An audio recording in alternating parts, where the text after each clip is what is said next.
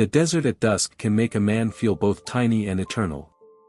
That evening, the Arizona sky burned in shades of orange and violet as my daughter, Emma, drove us west in her spotless black Tesla. The silence inside that car wasn't peace, it was distance. I was 71, but the way she spoke to me lately made me feel older. This trip was supposed to be a chance to reconnect, a simple drive to visit my late wife's sister in Flagstaff, like we used to do together. Instead, it felt like a business errand. She had been on her phone since we left Phoenix, speaking in clipped tones to her husband, Josh. Words like transfer, liquidate, and authorization drifted through the air between us. Every time I asked what she meant, she smiled tightly and said, "Don't worry, Dad. It's just paperwork." But I wasn't born yesterday. I knew that tone, the same one contractors used before changing the price after the job was done. That drive was the beginning of the end. I just didn't know it yet. Tell me where you're watching from, and hit like if you've ever felt distance growing between you and someone you love, even while sitting right beside them. The farther we drove, the thinner the world around us became, fewer gas stations, fewer lights, fewer signs of anything human. The Tesla hummed softly over the asphalt, smooth as a whisper. Emma always said she liked the quiet of electric cars. I didn't realize then that she liked them because they left no trace, not even sound. She hung up her phone and glanced at me. "We'll stop soon," she said, forcing a smile. "You're not tired, are you? Tired of driving or tired of pretending everything's fine?" I asked. Her jaw tightened. "Dad, please don't start." I looked out the window instead. The sun had dipped low, turning the desert into a copper sea. For a second, I saw Laura's face reflected in the glass, her soft smile, her calm eyes. She used to say silence was good for the soul. But this silence was the kind that kills conversations before they start. Emma turned the music up, something electronic and soulless, drowning out the last bits of our old bond. We drove another 30 miles before she suddenly pulled onto a narrow service road, just a strip of cracked pavement disappearing into the sand. "What are we doing here?" I asked. She put the car in park and turned to face me. Her expression was polite, almost businesslike. "Dad, we need to talk about your accounts. The ones Mom left and the house. It's time we move things into a joint structure, for efficiency." "Efficiency?" I laughed bitterly. "You mean control." Her smile didn't reach her eyes. "You're not getting any younger. Josh and I can manage everything, taxes, bills, investments. We just need you to sign a few documents tonight." I stared at her briefcase on the back seat, neat, black leather, like something out of a courtroom. "And if I say no?" She sighed, as if I were a stubborn child. "Then you'll keep making mistakes.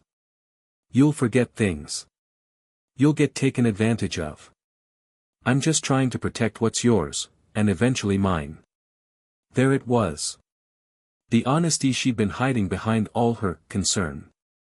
"I don't need your protection," I said quietly. "And I sure as hell don't need a warden." Her hands clenched around the wheel. "You don't understand how the world works anymore." "I understand enough," I replied. "Your mother and I built everything you're standing on. Maybe you should remember that before you try to rename it." Something flickered in her eyes, shame, maybe. Or anger. Probably both. "Fine," she said suddenly, grabbing the briefcase and tossing it into the back seat. "If you want to be stubborn, then think about it alone." She stepped out of the car, walked around, and opened my door. "Emma, what are you?" "Get out," she said, her voice flat. "I need to clear my head." I blinked, confused. The desert wind stung my face as I stepped onto the gravel. My suitcase, the same one I'd taken on my honeymoon 50 years ago, was already sitting by the road. She placed a single bottle of water on top of it. "Emma," I said slowly, "this isn't funny." Her expression hardened. When you're ready to trust me, call. Otherwise, enjoy your independence. She got back into the car, slammed the door, and pressed the accelerator. The Tesla made no sound, just a soft hum as it rolled away, leaving a trail of dust curling through the air. I stood there, alone, watching her taillights fade until they were swallowed by the horizon. For a moment, I couldn't breathe. I wanted to believe she'd stop, turn around, laugh, say it was all a joke. But she didn't. The silence that followed was absolute. The kind of silence that presses against your ears until your thoughts get loud enough to hurt. I looked down at the bottle of water, warm, half empty, and at the old suitcase beside it. The wind picked up, scattering red dust over the leather. I sat on the edge of the road, my heart pounding in disbelief. My own daughter, the same girl I'd taught to ride a bike, the one who used to fall asleep on my chest during thunderstorms, had left me like discarded luggage. At first, I felt panic rising, the kind that comes when you realize how truly alone you are. But under it, something colder started to form. Clarity. Laura would have seen this coming. She had always been wary of Emma's husband, with his expensive watches and salesman's smile. A man who talks about futures, she used to say, usually means yours, not his. Now I understood exactly what she meant. The truth was simple and brutal, Emma hadn't changed overnight. I just refused to see it. The heat began to fade as the sun dropped below the horizon. The desert turned purple and still. I took one last look at the empty road, then picked up my suitcase. My legs ached, my throat burned, but my will, that old, stubborn thing, was alive again. I started walking. Every step away from that spot felt like shedding a layer of blindness. I wasn't the helpless old man she thought she'd left behind. She had driven away with my trust. But that night, I was about to make a call that would take back everything else. The desert road stretched out before me, endless and empty. The air was cooling fast, but the heat of betrayal still burned through me. I walked for nearly an hour before I saw the faint orange glow of headlights behind me. At first, I thought Emma had come back. Maybe guilt had cracked through that polished shell she'd built around herself. But as the lights grew brighter, I saw the square shape of a truck, not a car, a rust-red Ford pickup with dust caked along its sides. It slowed beside me, brakes hissing softly. The window rolled down, and a man leaned out, mid-50s, broad-shouldered, his baseball cap shadowing kind eyes. "You look like you could use a lift, friend," he said. I hesitated. After what had just happened, trust didn't come easily. But the man's voice carried a calm honesty, the kind that reminded me of how people used to sound before everything became a transaction. "Had a little car trouble," I said finally. "Just need to get to the nearest town." "Hop in," he said, opening the passenger door. "Name's Mike. Got coffee in the thermos if you need a boost." I climbed in, clutching my suitcase like it was the last piece of solid ground left in the world. The cab smelled like leather and engine oil, the scent of work and reliability. I hadn't realized how much I'd missed it. We drove in silence for a while, the desert slipping past like a slow-moving ocean. "Kingman's about 40 miles out," Mike said eventually. "You got someone there who can pick you up?" I stared out the window. "Not anymore." He nodded, not pushing. "Well, there's a diner near the bus station. Decent food, terrible coffee. You can figure out your next step there." As the miles passed, I found myself studying the calluses on his hands, the worn fabric of his shirt, the old-fashioned kindness that came with no hidden agenda. In another life, I thought, maybe my daughter could have learned something from a man like this. By the time we reached town, the horizon was nothing but black sky and neon signs. I thanked him, offered him money for gas. He waved it away. "Don't worry about it," he said. "Just pay it forward sometime." That phrase stuck with me. Inside the diner, everything felt like it had been stuck in time since the 1970s, cracked booths, yellow lights, a jukebox that probably hadn't worked since the Clinton administration. A waitress named June poured me a cup of coffee without asking. "Rough night," she said. "You could say that." She smiled with the kind of sympathy that didn't pry. "Well, the pancakes are half off. And you look like you could use something solid." I ate slowly, my mind racing. Every bite of food made the fog lift a little more. By the time I finished, I knew what I needed to do. Outside, across from the diner, stood a small bus terminal. The last bus to Phoenix was leaving in 20 minutes. I bought a one-way ticket with the cash I had in my wallet. On the ride back, I stared out at the desert night, the same stretch of emptiness where Emma had left me. The anger had cooled into something sharper, colder, focus. I had spent 71 years building things, homes, parks, city blocks. I knew how to draw blueprints, fix cracks, reinforce what mattered. My daughter and her husband had built their world on shortcuts and illusions. And I had let them, because I loved her, because I wanted to believe she still had her mother's heart. But Laura had always warned me, if you give people everything, eventually they forget how to stand. By dawn, I was back in Phoenix. The streets were quiet, washed in that strange pale light before sunrise. I took a taxi to my house, a modest 2-story brick home with an oak tree out front that Laura and I had planted the year Emma was born. The sight of it hit me like a punch. The porch light still flickered, just as it had the night before Laura died. Inside, everything was untouched, her books, her china set, the faint scent of her lavender polish still clinging to the wood floors. I dropped my suitcase and just stood there, breathing in the silence. It wasn't loneliness I felt. It was ownership. For years, I'd let Emma and Josh manage things. The finances, the properties, even small repairs. I had told myself I was tired, that I'd earned the right to let others handle the details. But the truth was uglier, I had surrendered. That ended now. I went into my office, the one room they'd never cared about, and sat at my old mahogany desk. The drawer still held my late wife's stationery, her handwriting looping across each note: remember to check the locks, call Ben about the insurance, don't forget, honesty first. Ben. I hadn't thought of him in months. My attorney. My friend for nearly 50 years.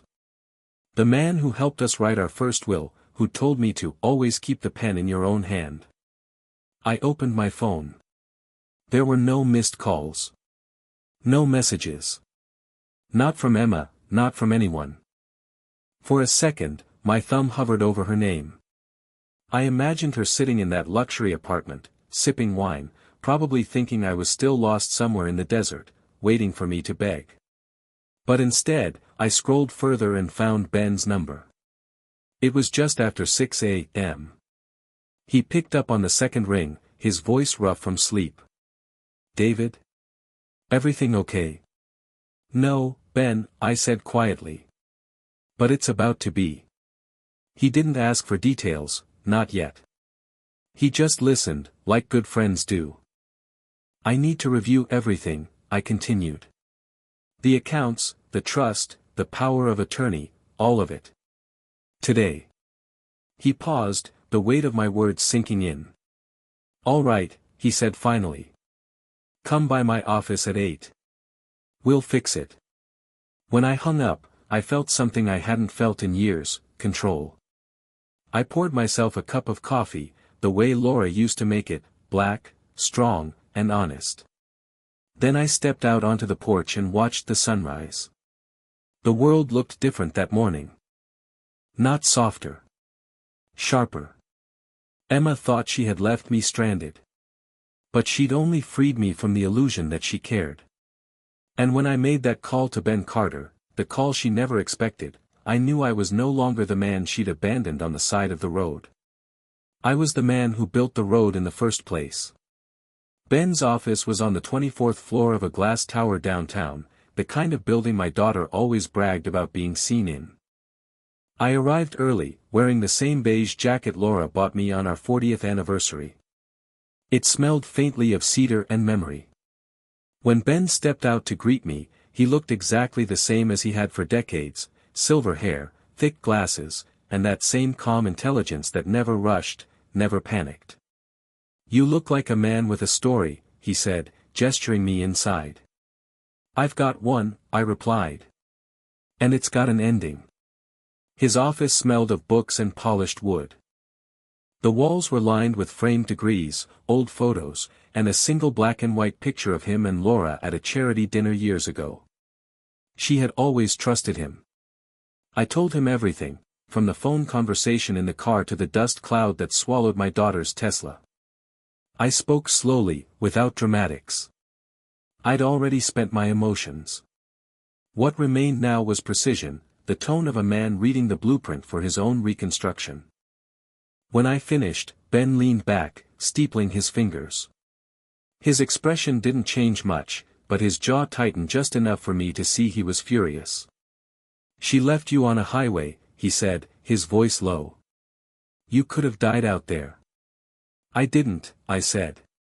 "And now she's the one in danger. She just doesn't know it yet." He nodded slowly. "Then let's make sure she learns."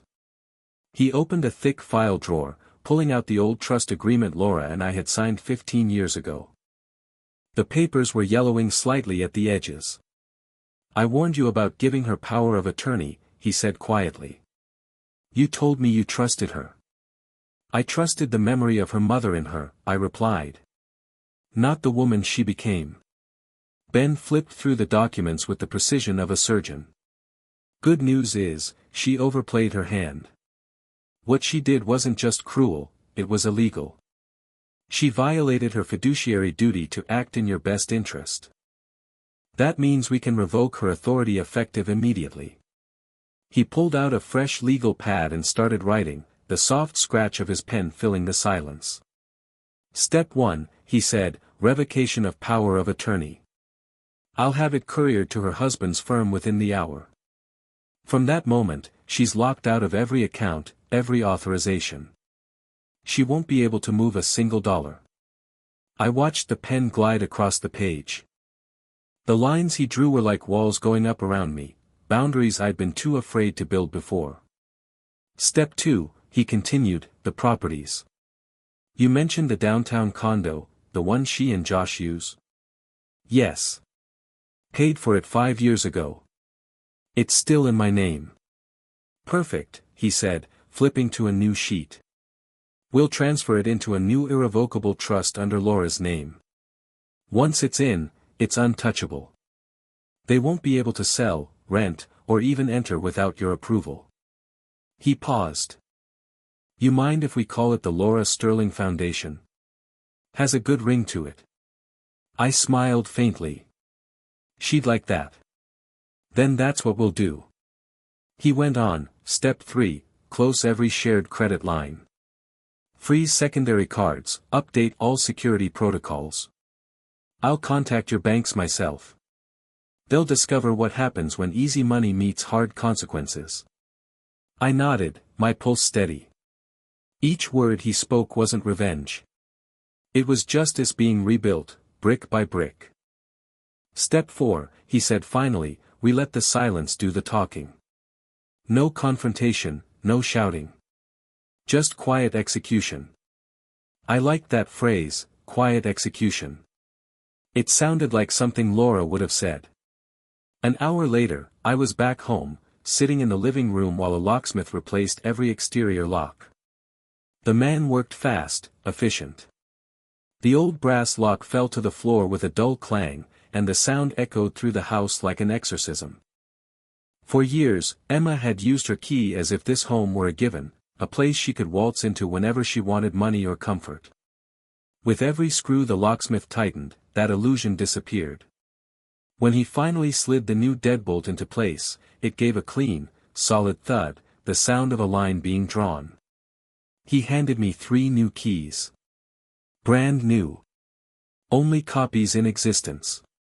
I turned them over in my palm. "Good," I said.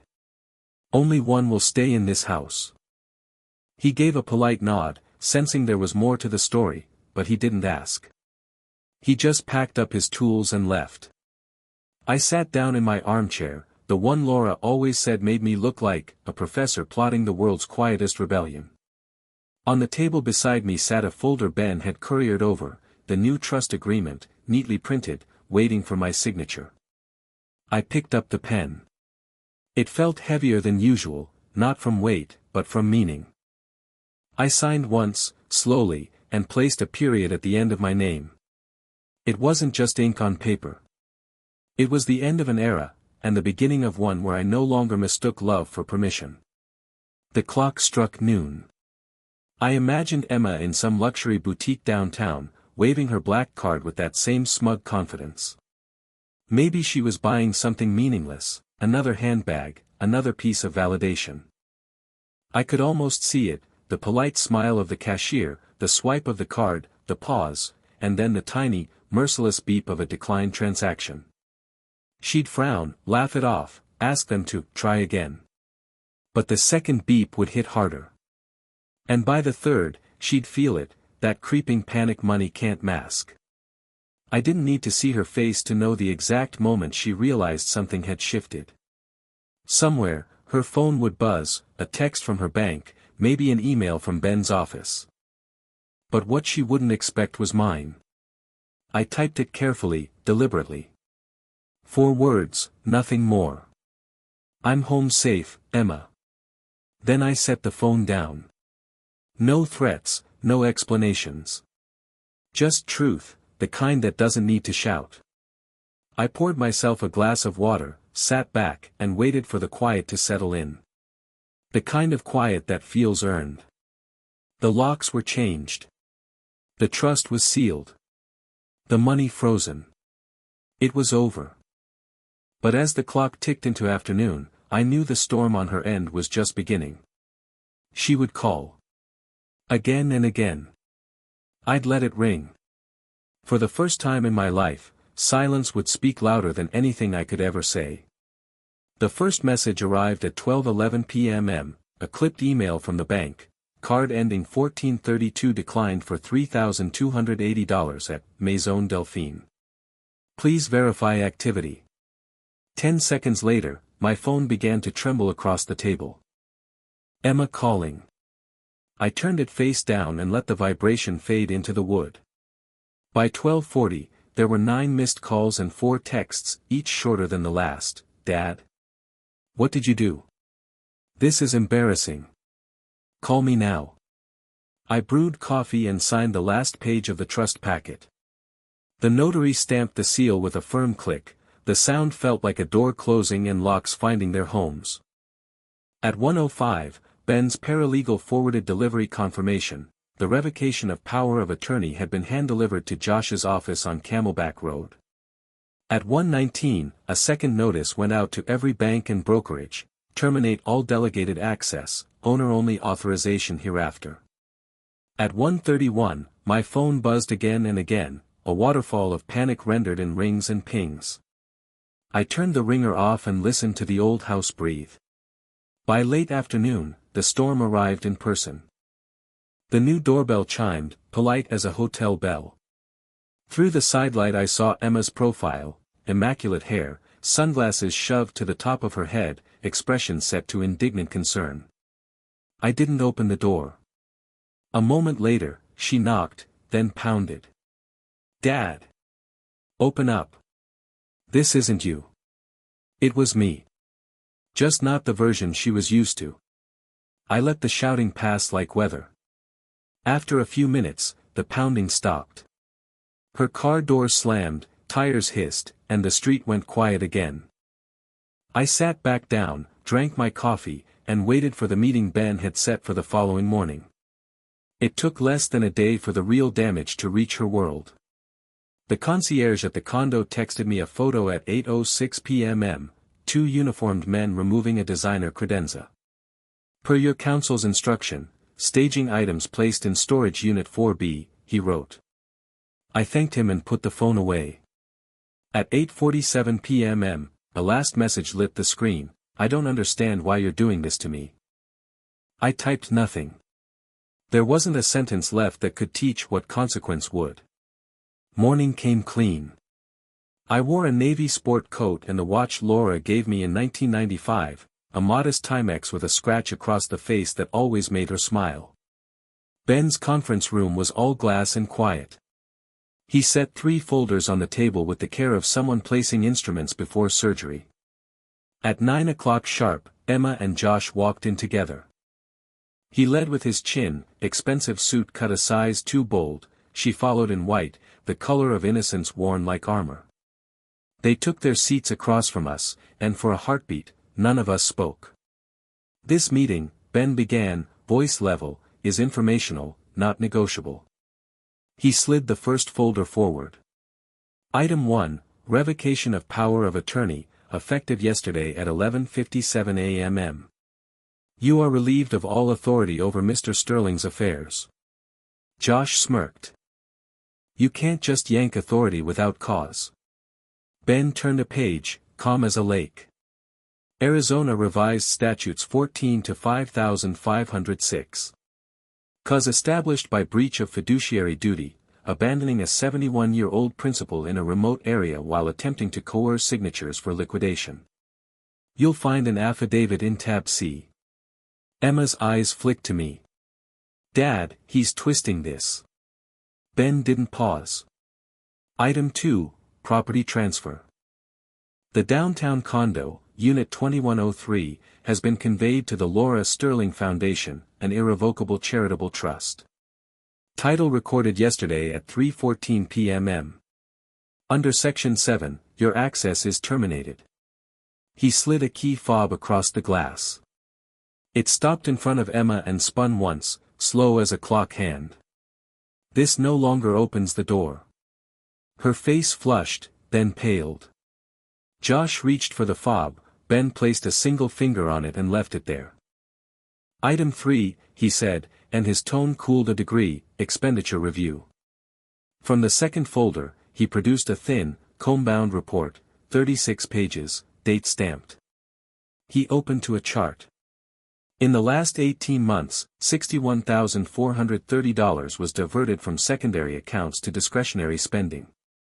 Examples: $9,800, mindfulness retreat in Ojai, $4,250, watch purchased at Sutter and Pike, $22,000, club initiation fee.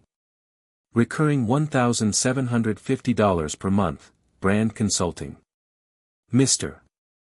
Sterling did not authorize any of these. Josh found his voice. We had broad discretion. Market conditions. Discretion isn't dominion, Ben replied. And markets don't require week-long massages. He closed the report. Which brings us to item 4, notice of non-contact. Any further attempt to access Mr. Sterling's accounts, property, or likeness for financial gain will be met with an injunction. The room went very still. Somewhere beyond the glass, a phone rang and was softly answered. In here, only breath and pulse.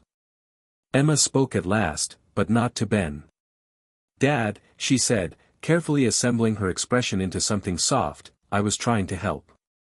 You forget things. You don't keep up with taxes. Josh and we were just trying to secure the future. I looked at her hands. No tremor. She had practiced this appeal. Whose future? I asked. Ours, she said, then faltered. Yours included. Ben folded his hands.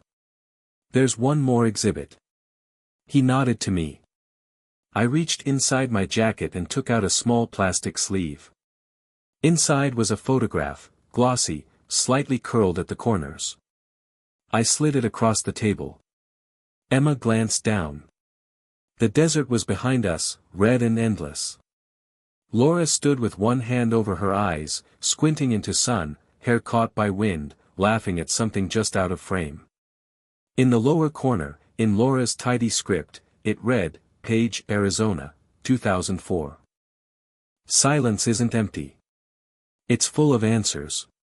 Emma's face changed in an instant, not a break, but a crumbling. The image was a mirror and an indictment. She looked away. Josh didn't. He studied the photo as if it contained a code he could crack. I leaned forward, not angry, not loud.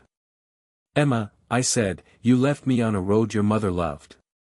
You turned our tradition into leverage. That isn't protection. That's extraction." Her eyes glossed. I panicked, she whispered. "We're in deep with some obligations. It was supposed to be temporary. We just needed liquidity for a few months." Ben opened the third folder. "Obligations like this?" He slid a single page to the center. "A personal line of credit opened by Mr. Josh Miller 2 months ago for $85,000, collateralized by a forthcoming inheritance." He tapped the clause. "Misrepresentation voids collateral. Your lender has already been notified." Josh's jaw stiffened. "That was a bridge loan." "To a place you never owned," Ben said evenly. "The bridge lands in a river." Silence returned, heavier now. I looked at my daughter, the same girl who used to fall asleep on my chest during monsoon storms, who once cried because a sparrow hit our window. Where had that softness gone? I couldn't find it on her face, but I hoped some sliver still lived under the armor. "Dad," she said, voice small, "are you really cutting me out?" "No," I said, and watched both of them flinch at the word. "I'm cutting this out. The cards, the shortcuts, the way you speak to me like a client who needs managing. I won't fund the part of you that devours the rest." She blinked hard. "Then what am I supposed to do?" "Work," I said gently. "Pay your own rent. Drive a car you can afford. Call your aunt in Flagstaff and apologize. And if you ever want to talk again, you start there, with apologies, not access." Ben gathered the folders. "We're done." He stood, then added, "For clarity, Mr. Sterling has instructed us to establish 2 things. First, a small education fund of $10,000 in Emma's name, administered by the foundation, released only upon proof of enrollment in coursework of her choosing. Second, a donation of the condo's use for transitional housing to a vetted partner for 12 months. He glanced at me.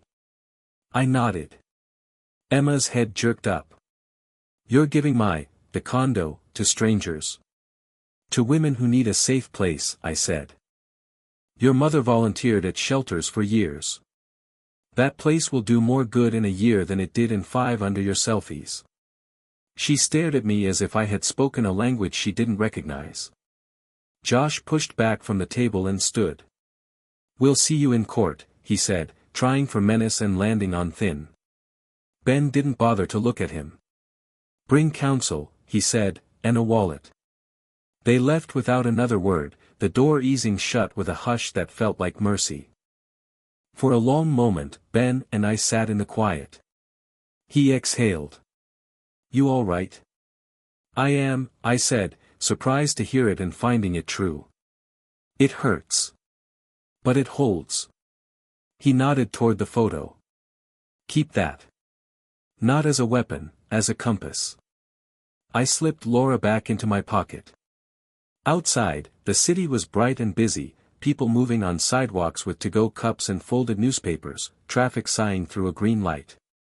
Life, orderly and indifferent, went on. That night, there were only 3 calls. Then none. Her social pages went dark. A week later, the leasing company reclaimed their SUV from a metered spot on 7th Street.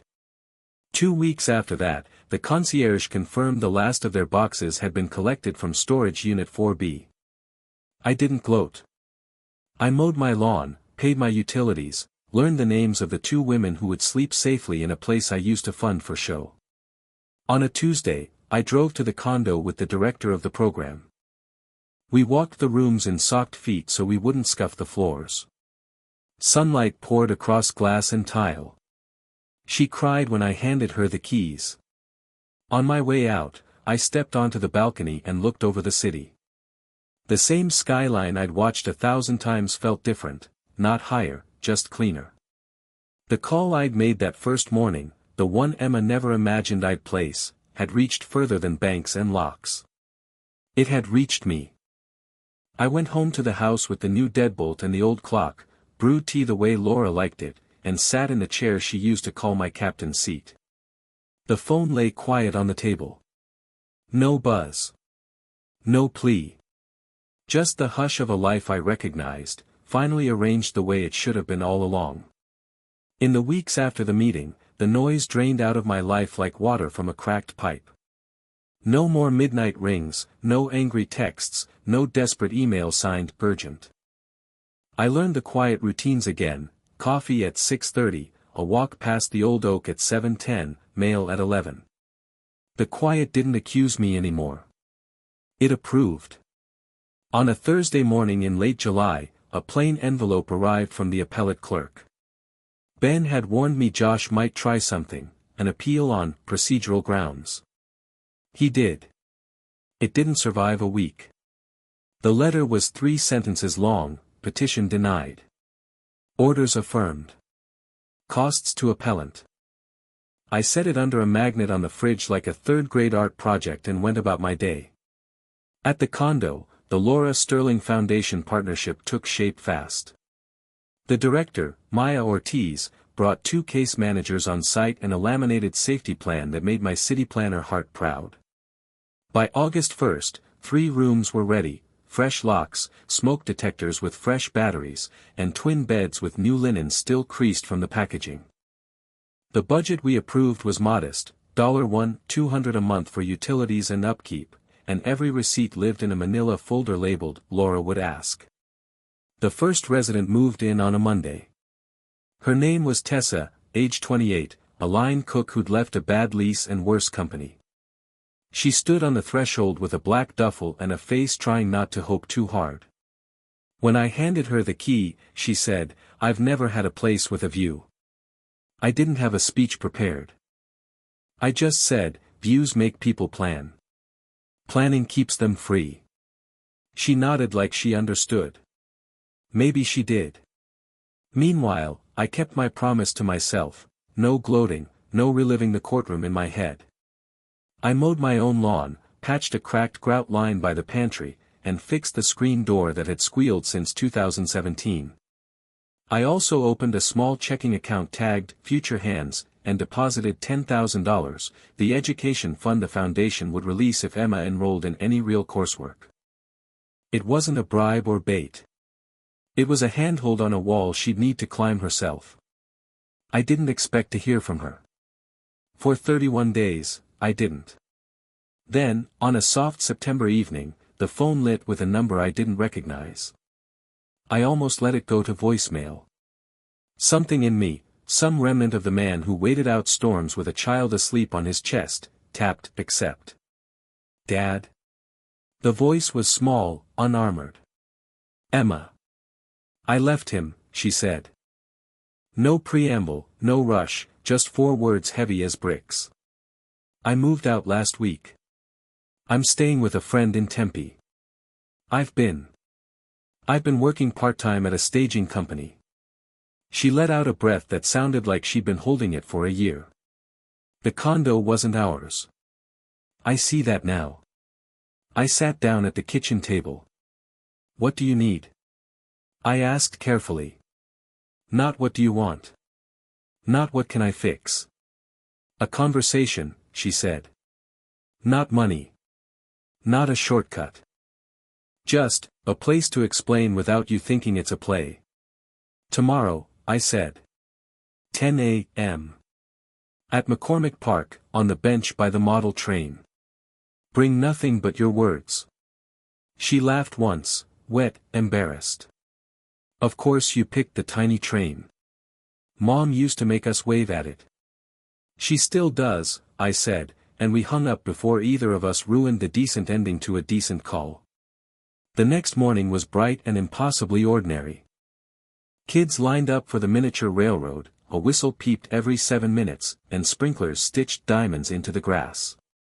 Emma arrived in jeans and a gray sweatshirt, a canvas tote on her shoulder but no luxury logos in sight. Her hair was pulled back like it had been in college when she studied late and ate noodles from a cup. She sat, hands clasped. "I don't deserve this talk," she began, "so I'll keep it clean. Josh didn't just push me, he forged 2 sign-offs on my behalf. I let him. I liked what the money made me look like." She swallowed. "When your card failed, I accused you in my head of humiliating me. It took 3 nights on a friend's sofa to realize I humiliated myself. You didn't do this to me."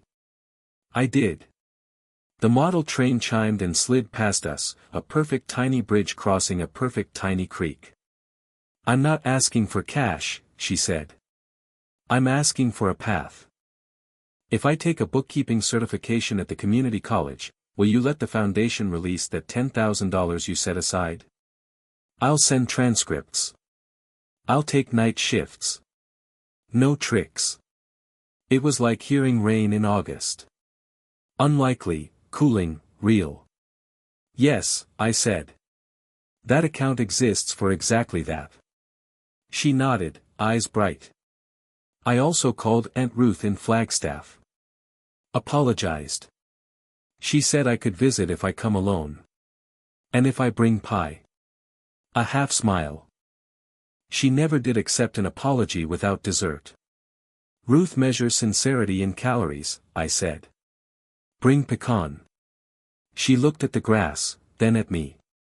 "One more thing." She pulled a phone from her tote. It wasn't the gleaming slate she used to flash like a badge, just a scuffed mid-range with a cracked corner. She unlocked it and scrolled to a photo, Laura, me, and a gap-toothed little girl in a red windbreaker, all of us waving at the same train we were hearing now. "I found it in Mom's old shoebox.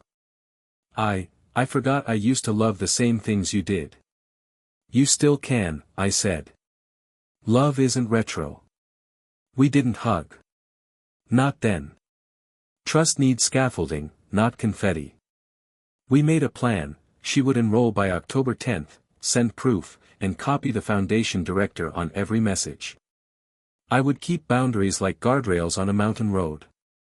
She would drive her own car, whatever she could afford, on that road.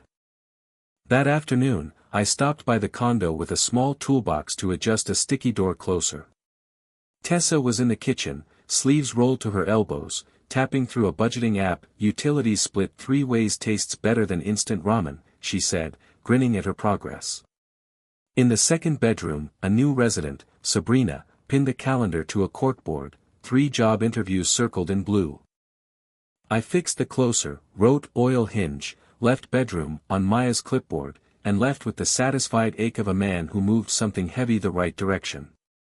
On October 9th, Emma sent a photo, her course registration for ACC 121, Intro to Bookkeeping, 12 credits, start date October 16th. Attached was a part-time offer letter from a garden center on 32nd Street, $18/hour, weekends required. Beneath it, one line: "I'm late to learning, but I'm here." I forwarded everything to Maya and to Ben with 2 words: "Release funds." The foundation wired $3,200 for tuition and books, and set the remainder in a restricted subaccount payable to the college bookstore and the testing center. No cash. No cards. Just receipts.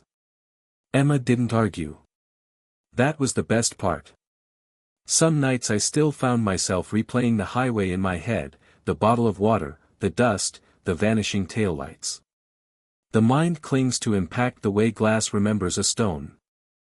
When that happened, I'd take out the old Timex, wind it, and sit on the porch until the second hand untangled the knot. Time moves forward whether we let it or not. It's mercy, if we cooperate.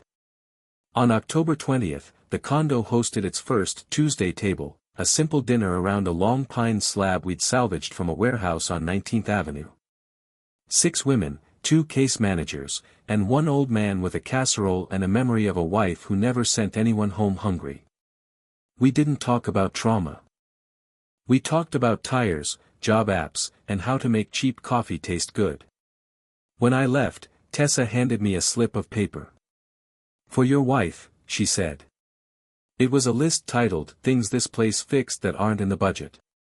At the top, sleep without listening for footsteps.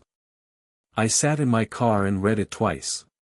Then I read it a third time, slower, until the words softened the place in me the highway had tried to harden for good. 2 days later, Emma texted a photo of her first quiz, 94%. No commentary. No fishing for praise. I replied with a thumbs up and a sentence Laura would have approved of, proud of the work, not the grade. On November 3rd, a final envelope from the court arrived, fees assessed to Josh, $2,180, payable within 30 days. I didn't frame that one. I filed it and went back to my rakes and receipts. Justice is best in small print. By Thanksgiving, the rhythms felt sturdy. The foundation published a one-page report, 3 residents housed, 2 employed full-time, 1 in GED classes, condo expenses under budget by $146 thanks to a donated microwave. Emma stacked poinsettias at the garden center and sent me a photo of her hands, soil under the nails again, not polish. She asked if we could try pie baking the Saturday after finals. Pecan, she wrote. Aunt Ruth's standards are brutal. Saturday, 2 p.m., I answered. Bring patience. Sugar burns. That night, I took Laura's journal from the drawer and turned to the last page she'd finished in 2019. In her tidy hand, a boundary is a kindness you give the future.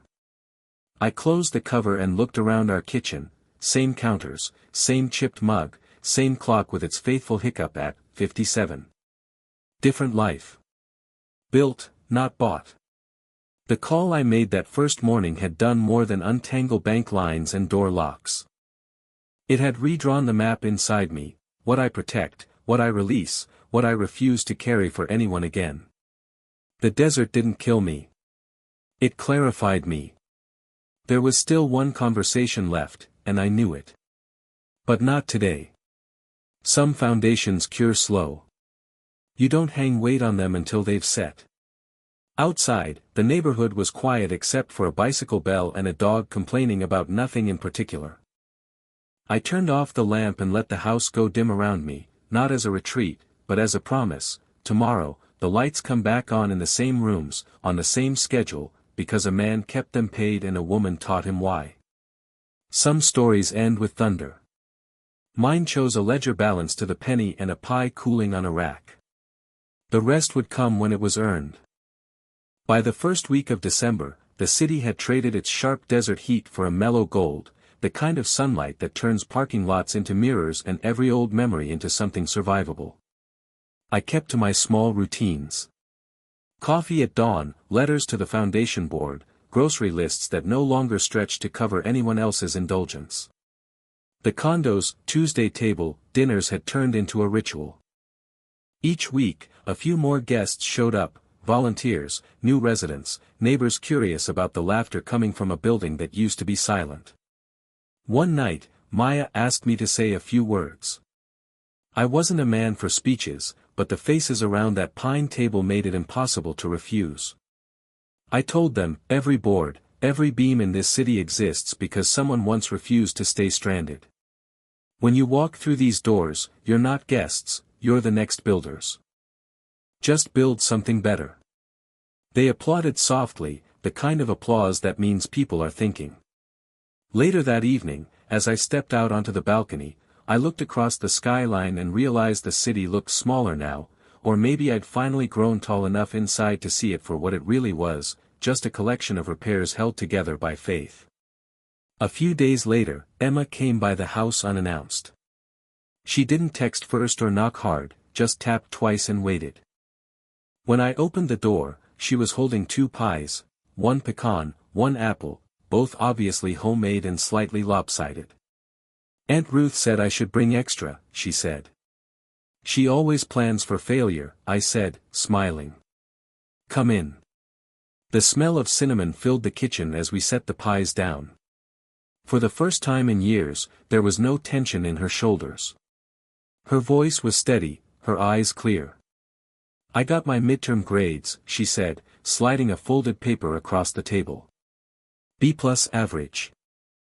I've never been prouder of anything that didn't cost money. I looked at the paper, then at her. Your mother used to say the best reward is a skill you can't sell too soon. She laughed softly. I think I finally get that. We talked for almost 2 hours, about classes, about her job, about nothing at all. There was an awkwardness at first, a politeness that comes after too many months of silence. But underneath it was something sturdy, an effort that neither of us was willing to drop this time. Before she left, she reached into her tote and pulled out a small wooden frame. I made this, she said. Inside was a printout of her course certificate in progress, decorated with pressed leaves. On the back, she'd written, "For the man who built things that last." I didn't trust my voice enough to speak, so I just nodded. She smiled and said, "See you next week, Dad." After she drove away, I sat in the quiet for a long time, the kind of quiet that no longer meant absence but arrival. Christmas came early that year. The foundation hosted a small open house at the condo. Tessa had landed a full-time position at the hotel downtown, and Sabrina had moved into her own apartment. The third resident, a shy girl named Leah, was finishing her GED and talked about opening a small bakery one day. When she found out I used to build furniture, she asked if I could teach her how to make shelves for her future shop. The next afternoon, I brought my tools to the condo, and we spent 4 hours sanding pine boards while Maya played holiday songs on a portable speaker. At one point Leah looked up from the sanding block and said, "I didn't think men like you existed anymore." "Old men?" I asked, smiling. "No," she said. "Men who fix things without wanting something back." I didn't have an answer for that, so I just said, "Then promise me one thing, when someone asks you for help, pass it forward. That's the only return I want." By the end of the day, the shelves were uneven but sturdy. The kind you could trust to hold weight. On New Year's Eve, I found myself back at the park, the one with the tiny train that still whistled on schedule. Families were out, fireworks already crackling in the distance. I sat on the same bench where Emma and I had spoken months before. She arrived right on time, carrying 2 cups of hot chocolate. "No whipped cream," she said, handing me one. "I remember you said it ruins the ratio." "You finally listened," I said, taking a sip. We sat watching the fireworks start to bloom above the horizon. After a while, she said, "Do you ever think about that night? The road?" "All the time," I admitted.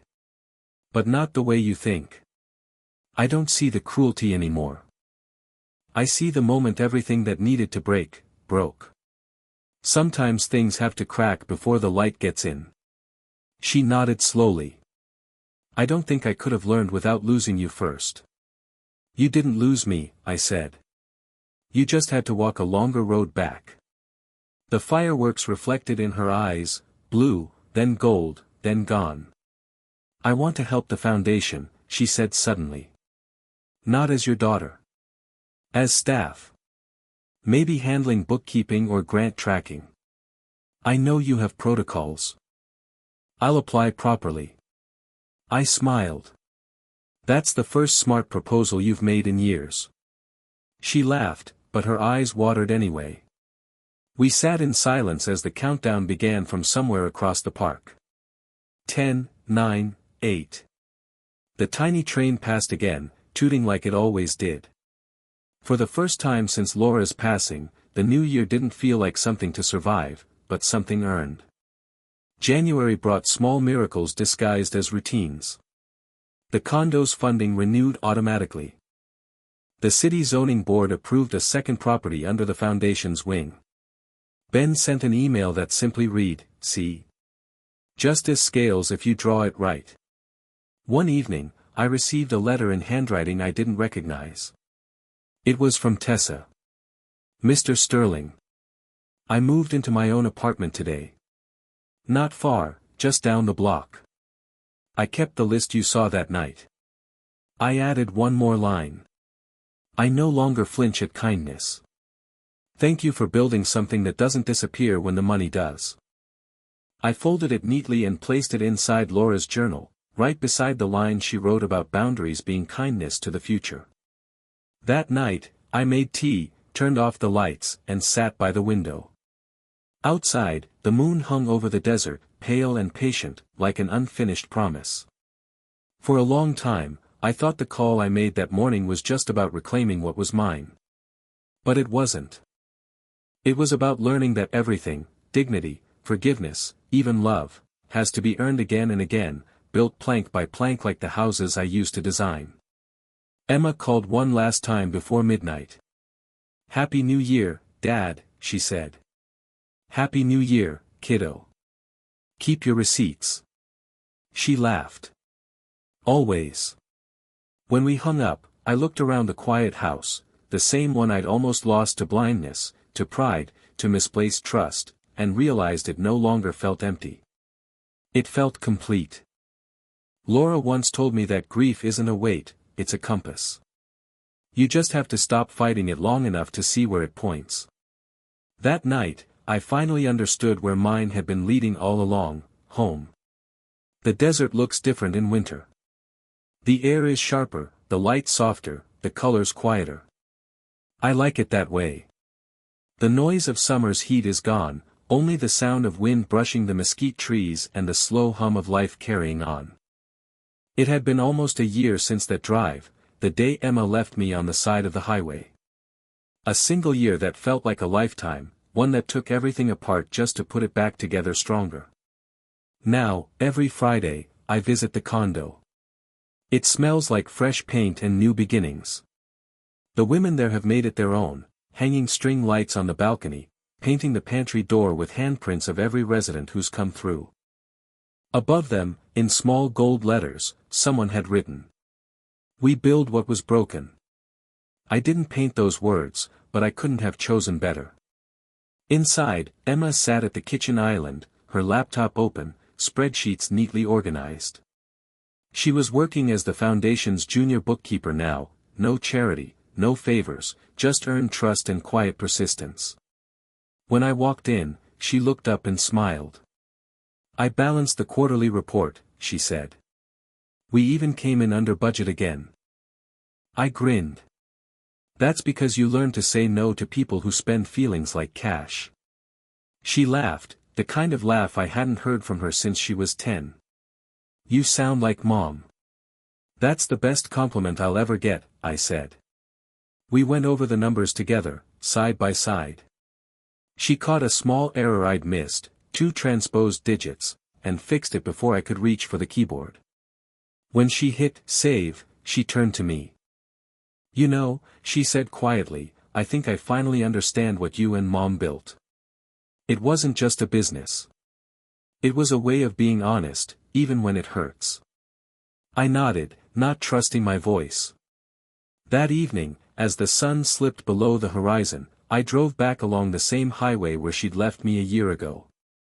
The road looked almost gentle now. The place where I'd stood, frightened, betrayed, and alone, was just another stretch of sand and stone. But to me, it was sacred ground. I pulled over for a moment, stepped out, and let the wind hit my face.